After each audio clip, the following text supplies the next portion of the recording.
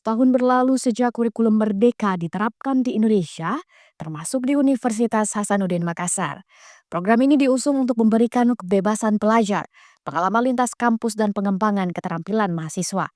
Namun dalam penerapannya masih perlu perbaikan dan peningkatan. Menurut dosen sastra Indonesia Universitas Hasanuddin, Desmayanti SS MHU, tantangan penerapan kurikulum Merdeka ada pada sumber daya manusia. Kurikulum Merdeka itu sebenarnya adalah inisiasi dari pemerintah ya.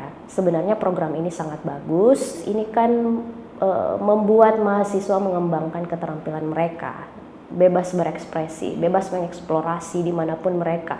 Pertama itu dari SDM. Ini pentingnya sosialisasi karena katakanlah ada yang sudah paham dan fleksibel dengan aturan ini, tapi ada juga ternyata beberapa SDM yang belum terlalu paham atau fleksibel dengan aturan seperti ini. Rismayanti pun menambahkan, jika keunggulan dari kurikulum Merdeka adalah program pertukaran mahasiswanya.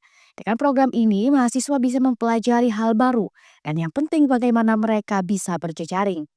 Sementara itu, pandangan berbeda disampaikan oleh seorang mahasiswa, di mana Adi Lukmanul Hakim yang merupakan mahasiswa pertanian 2023 menilai jika kurikulum Merdeka ini belum sepenuhnya sesuai dengan esensi kebebasan belajar.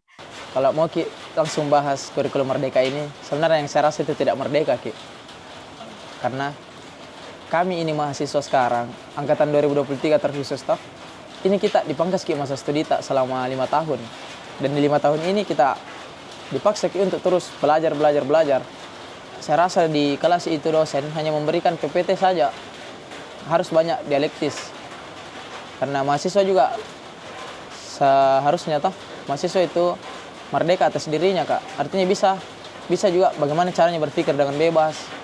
Andi Lukmanul menambahkan, kurikulum Merdeka membawa banyak harapan, namun implementasinya masih perlu evaluasi menyeluruh.